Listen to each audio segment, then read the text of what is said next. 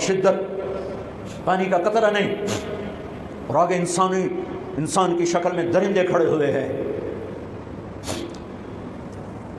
جب سارے جان نثار شہید ہو گئے، تھوڑا سا سنا بھی دیتا ہوں، جب سارے جان نثار شہید ہو گئے تو پیچھے اہل البیت رہ گئے۔ اہل البیت، سب سے پہلے شہید کا نام بتاتا ہوں، مسلم بن اوسج، جو امام صاحب کے، امام علی مقام کے قافلے میں جو پہلے شہید ہیں، مسلم بن اوسج۔ اور ان کی طرف سے جو دو پہلے قتل ہوئے، سالم اور یسار، اور ان کو قتل کرنے والے تھے عبید اللہ بن عمیر الکلبی۔ ایک ابن زیاد کا غلام تھا، ایک ربیعہ بن زیاد کا غلام تھا۔ وہ دونوں نکلے تو اس کے مقابلے کے لیے بربر بن خدیر اور حبیب بن مطاہر نکلے حسین علی مقام کے لشکر سے۔ تو عمیر بن وہب کلبی وہ کوفے سے اٹھ کے آئے تھے، کوفے سے بیوی سمیت آئے تھے، بیوی کا نام ام وہب، حبشی تھے۔ کہنے لگے مجھے اپنے اوپر قربان ہونے تھے، میں اکیلا ان دونوں کو کافی، ان دونوں کو ہٹا دے۔ اور ننگے بدن تھے، ننگے بدن، جسم پہ کچھ نہیں، کہ میں تو مرنے ہوں، میں کیوں زیرہ پاما جو میں جیونا ہے، میں تو مرنا ہے، ننگے بدن تھے۔ تو ان کی بیوی نے کہا ان کو جانے دیں، ہم دونوں نے آپ پر قربان ہونے کی نیت کی ہوئی۔ ہم نے کہا اچھا اللہ تجھے جزائے خیر دے، جاؤ۔ تو اس اکیلے نے دونوں کم بختوں کو جہنم میں پہنچا دیا، سالم اور یسار۔ تو ان میں سے ایک آدمی بولا ہوئے یہ مرنے آئے ہیں، اگر اکیلے اکیلے لڑو گے تم سب کو مار دیں گے، اور تسی تو جیون دے طلبگار ہو، مرن دے طلبگار ہیں، مرن والے نو مارنا کوئی سوکھا کام ہوندا ہے، وہ ان پر کٹھے حملہ کرو۔ پھر حملہ عام ہوا تو پہلے شہید ادھر سے مسلم بن اوسج، جب وہ گر رہے تھے تو کہہ رہے تھے حسین کی حفاظت کرنا جب تک سانسوں میں سانس باقی۔ آپ کے لشکر میں ادھر زہیر بن القین، یعنی رائٹ سائڈ پر زہیر بن قین ایک چھوٹا جھنڈا، لیفٹ سائڈ پر حبیب بن مظاہر ایک جھنڈا، درمیان میں آپ کے بھائی عباس بن علی جن کے ہاتھ میں بڑا جھنڈا تھا، اور بڑا نشان کا جو علامت تھا وہ عباس بن علی کے درمیان میں تھا۔ 32 گھوڑ سوار تھے اور 40 پیدل تھے۔ جب انہوں نے پہلا حملہ کیا تو 32 نے 3000 کا منہ پیچھے کر دیا۔ تو ابن زیاد نے کہا پہلے ان کے گھوڑوں کو مارو، ان کے گھوڑوں کو مارو۔ تو 500 تیر اندازوں نے کٹھے ان کے گھوڑوں پہ تیر چلائے تو سب کے گھوڑے گر کے ختم ہو گئے۔ پھر ساری پیدل ہو گئے، تو پھر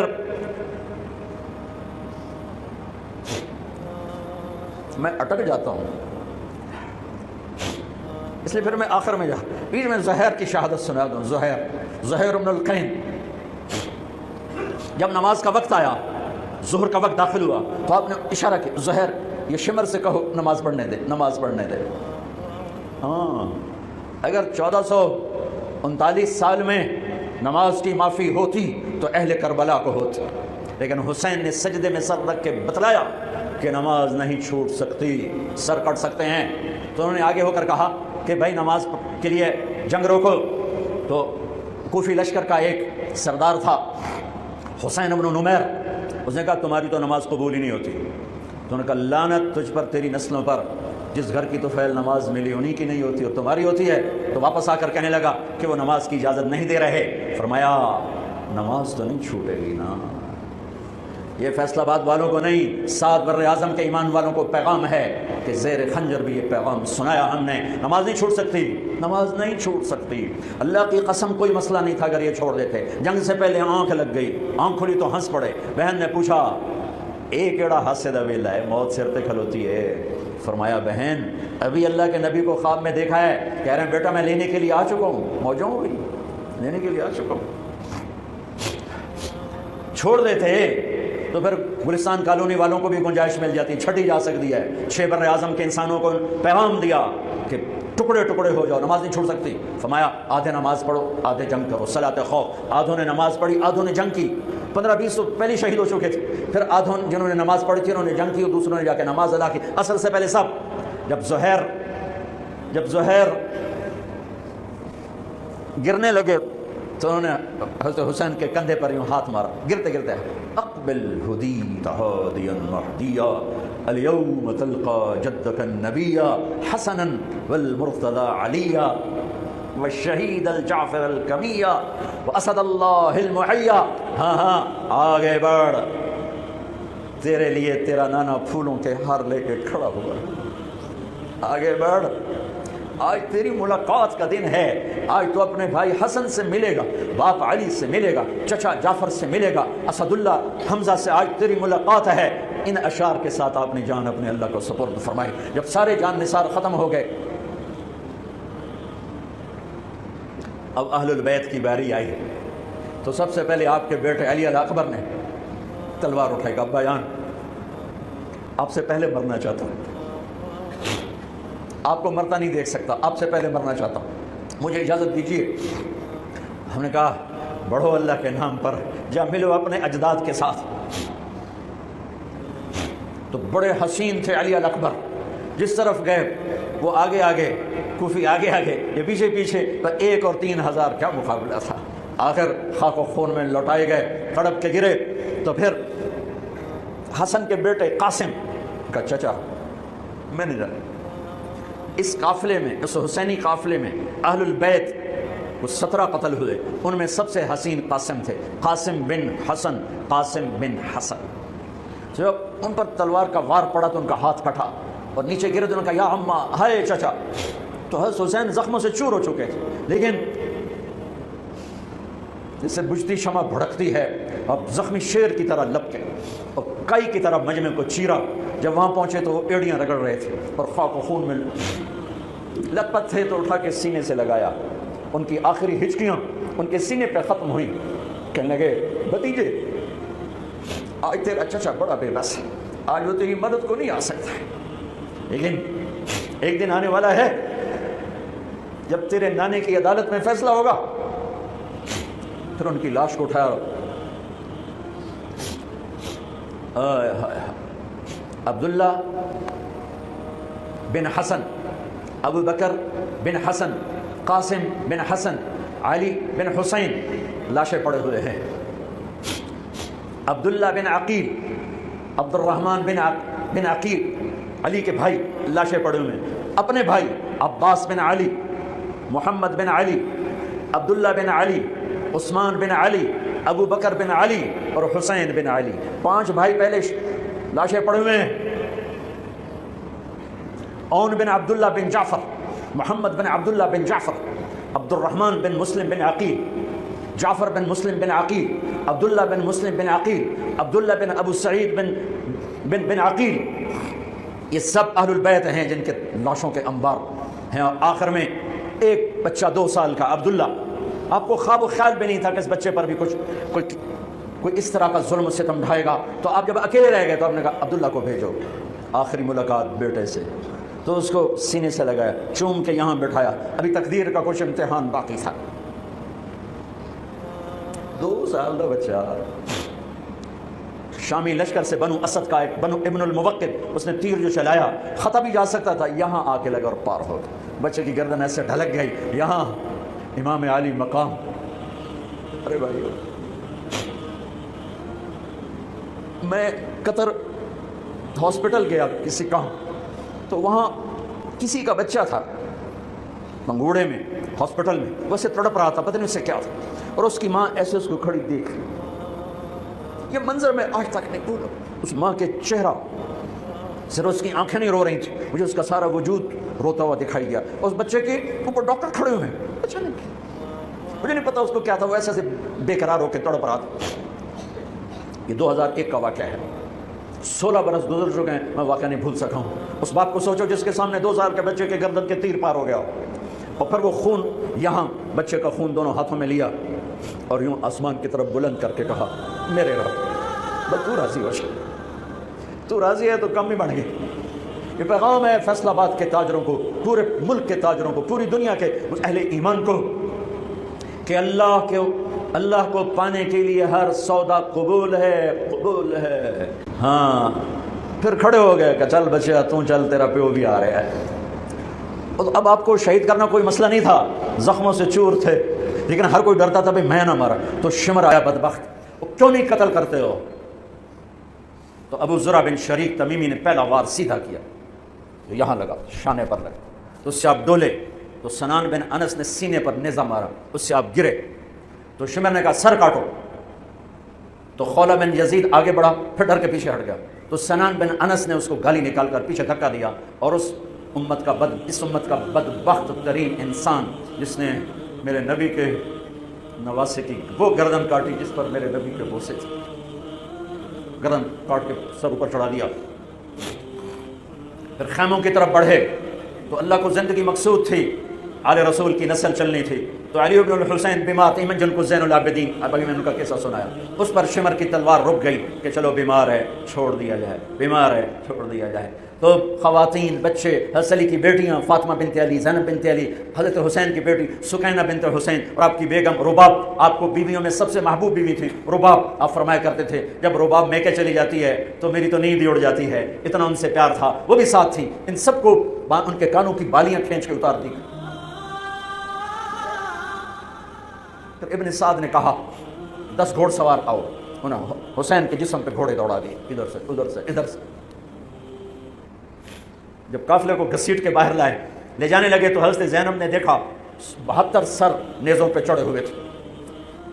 सबसे मासूम सर अब्दुल्ला बिन हुसैन, वो भी नेज़े पे चढ़ा हुआ था।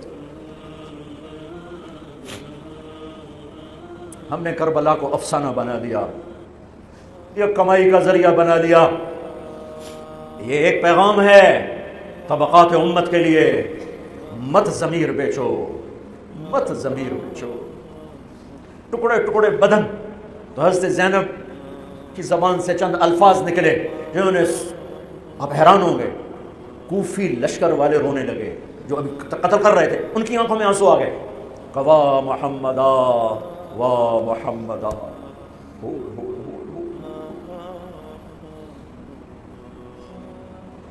ए मोहम्मद मुस्तफ़ा, ए मोहम्मद मुस्तफ़ा, हादा हुसैनुन बिल आरा मुज़म्मिलुद दिमा मुक़त्तउल आदा, वाह मोहम्मदा वाह मोहम्मदा, ए मोहम्मद मुस्तफ़ा, ए मोहम्मद मुस्तफ़ा, बनातुका सबाया ज़ुर्रियतुका मुक़त्तला तस्फ़ी अलैहा रियाह। आज हुसैन की बारात है मोहम्मद मुस्तफ़ा, आज तेरे नवासे की बारात है। आज उसने अपनी बोटियों का हार गले में डाला है, अपने खून के कतरों से बना हुआ लिबास पहना है।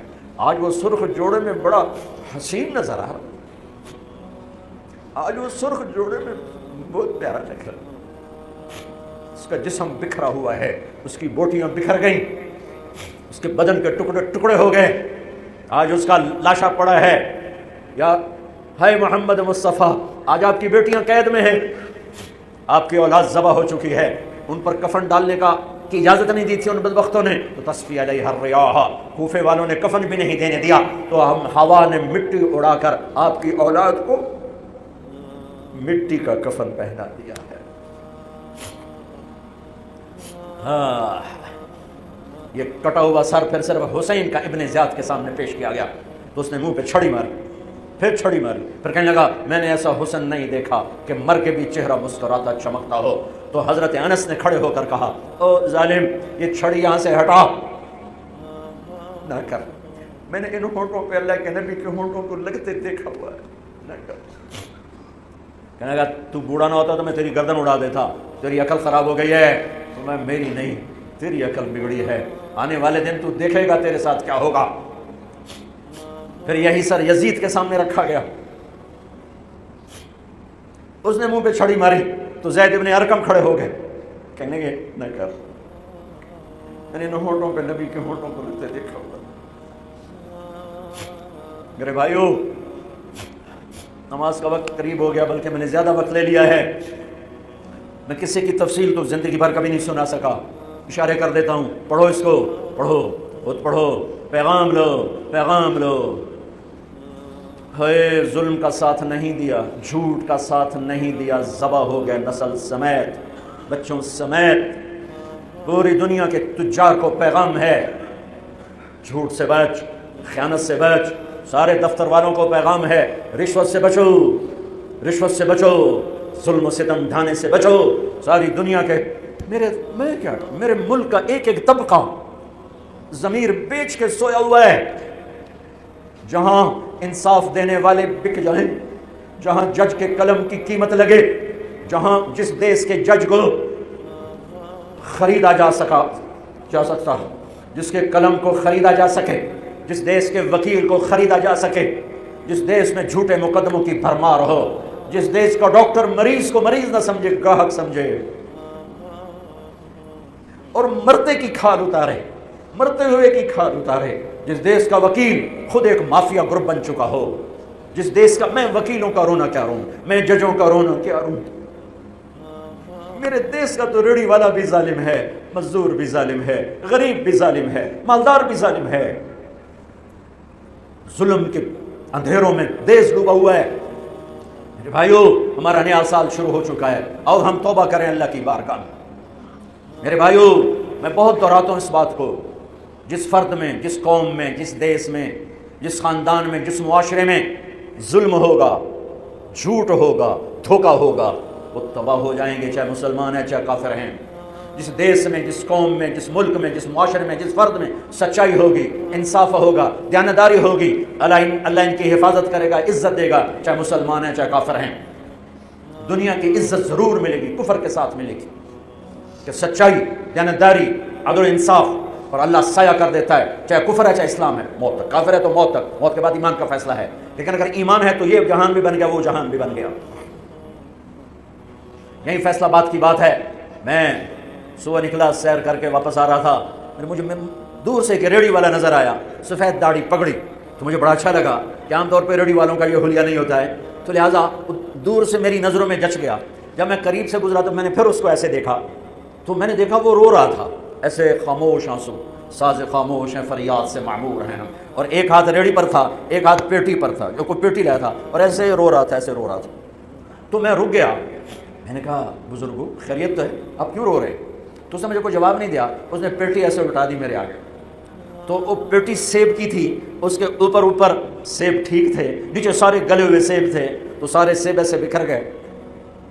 یہ پیٹی میں سیب بھرنے والا نہ تو وکیل ہے، نہ تو ڈاکٹر ہے، نہ تو بھوانے بازار کا تاجر ہے، نہ وہ سیشن کورٹ کا جج ہے، نہ وہ کوئی ڈی سی او ہے، نہ وہ کوئی تحصیلدار ہے، وہ مزدور ہے، غریب آدمی ہے۔ غریب کا ظلم بتا رہا ہوں۔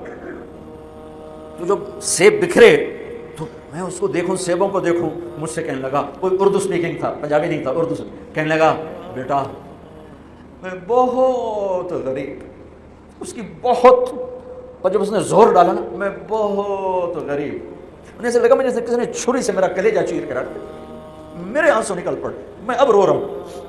اس واقعے کو 30 سال گزر چکے۔ بیٹا میں بہت غریب ہوں، صبح منڈی جاتا ہوں، ایک پیٹی لاتا ہوں، شام تک بک جاتی ہے، بچوں کے لیے تازہ آٹا لے کے جاتا ہوں، آج کسی نے میرے بچوں کی روٹی مجھ سے چھین، آج کسی نے میرے بچوں کی روٹی مجھ سے چھین۔ اسی سیب کی پیٹی کو اب اوپر تک لے جاؤ کہ لوگ جانوں سے کھیل رہے ہیں، اپنی عزت اقتدار جھوٹی عزتوں کے لیے، عزتوں سے کھیل رہے ہیں، جانوں سے کھیل رہے ہیں، حقوق سے کھیل رہے ہیں۔ یہاں ایسے ضمیر بکتے ہیں جیسے بھیڑ بکریاں بکتے ہیں، یہاں ایسے زبان کے بول بکتے، اے نہیں کسائیاں کول جاؤ تو بھی سری دے زبان بھی آیا تو سر بھی آیا، یہاں ایسے دماغ بکتے ہیں جیسے بکرے کی سری بکتی ہے، ایسی زبانیں بکتی ہیں جیسے بکرے کی زبان بکتی ہے، ایسے ضمیر کے سودے ہوتے ہیں جیسے بھیڑ بکریوں کے سودے ہوتے ہیں۔ اور میری جیب خالی تھی، میرے پاس کچھ بھی نہیں تھا، میں تو ایسے صبح نکلا تھا، مجھے اتنا صدمہ ہو کہ ہے کہ میری جیب اتنے پیسے تو ہوندے تھے، بابے دی پیٹی جو کے پیسے تھے انہوں نے دے ہی دینا۔ آج تک مجھے یہ دکھ رلاتا ہے۔ اللہ تو سارے پنجاب سے، وہ کراچی سے لے کر خپلو تک، گلگت تک سب کچھ یہی ہو رہا ہے۔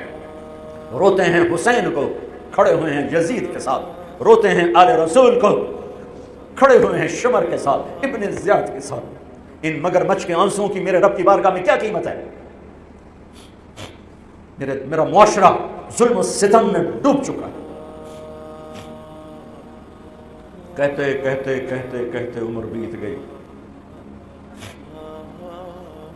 بھائیو جتنے بیٹھے ہو اتنے تو توبہ کریں ہم، کہ آؤ بھائی آج ہم اپنے اللہ کو راضی کرنا، اپنی زندگی کی منزل بنائیں، اپنی زندگی کا مقصد بنائیں۔ ظلم سے نکلو، جھوٹ سے نکلو، بہتان سے نکلو، رشوت سے نکلو، حرام سے نکلو، شراب سے نکلو، زنا سے نکلو، بدکاری سے نکلو، فحاشی سے نکلو، جوے سے نکلو، جھوٹے مقدموں سے نکلو، جھوٹی گواہیوں سے نکلو۔ قتیبہ بن بکار کی مجلس میں مصر کا بادشاہ واز سنتا تھا، 18 برس آتا رہا، 18 برس، اور ہر سال 1000 دینار، 1000 دینار ان کو گفٹ کرتا تھا۔ 1000 دینار کوئی 10 کروڑ روپیہ بنتا ہے، 1000 دینار۔ 18 سال کے بعد ایک فتوے پہ دستخط مانگے کہ یہاں سائن کر دیں، فتویٰ غلط تھا، انہوں نے کہا مولوی نے 18,000 دینار دیتے کیوں نہیں کرے گا؟ انہوں نے فرمایا یہ تو شرعاً خلاف ہے، میں کیسے دستخط کروں؟ وہ کہنے لگا کرنے پڑیں گے، میرا ضمیر نہیں تم ایسے خرید سکتے، میں نہیں کروں گا۔ کہنے لگا میرے 18,000 دینار واپس کر۔ 18,000 دینار اربوں روپیہ بن چکا ہے۔ انہوں نے کہا مولوی بھوکھا ساڈا کھاوے تو ساڈے اگوں سر چاوے۔ کہنے کے ٹھیک ہے، گھر گئے، 18 تھیلیاں 1000 دینار کی، ان کے رسی بھی گرا بھی نہیں کھولی تھی، گرا پہ سرکاری مہر ہوتی ہے، وہ مہر بھی نہیں ٹوٹی ہوئی تھی، جیسی تھی ویسی لا کر اس کے سامنے رکھ کے کہا تو میرے ایمان دا مول اتنا ہی لایا ہے؟ اے 18,000 نکل جا میری مجلس سے، جو کم وقت تو نے مجھے 18,000 میں خریدنا چاہا، تو نے میرے ایمان کی قیمت یہ لگائی تھی۔